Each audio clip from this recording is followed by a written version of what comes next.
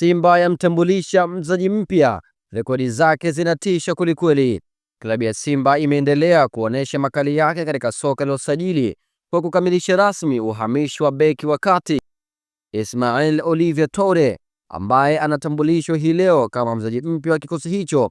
Toure mwenye umri wa miaka 28 amejiunga na Simba kama mchezaji huru mara baada ya kuachana na klabu ya FC Banias ya Falme za Kiarabu.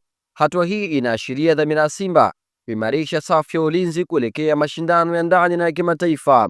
Mara baada ya kuwasili nchini Tanzania, Toure akamilisha taratibu zote za usajili na kujiunga na kikosi cha wekundu hawa Msimbazi.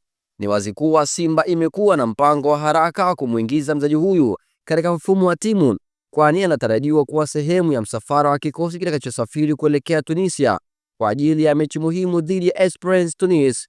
Hii inaonyesha kuwa nchi la ufundi lina imani na uwezo wake wa kuleta mabadiliko chanya katika kikosi. Toure si mgeni katika soka la ushindani.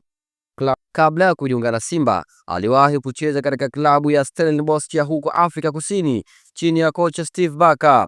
Uzoefu wake katika ligi mbalimbali barani Afrika na Mashariki ya Kati unampa faida ya kipekee ya kuhimili presha ya mechi kubwa, hasa zile za kimataifa ambazo Simba hujihusisha nazo mara kwa mara. Uwezo wake wa kucheza kama beki wa kati unatarajiwa kuimarisha safu ya ulinzi ya Simba, ambayo imekuwa ikihitaji mchezaji mwenye uthabiti na uzoefu wa kimataifa.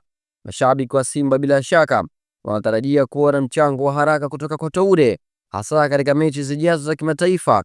Ujio wake unakuja wakati ambapo klabu hiyo inaweka mikakati ya kurejea kileleni katika mashindano mbalimbali barani Afrika, na mchezaji kama Toure anaweza kuwa chachu ya mafanikio hayo.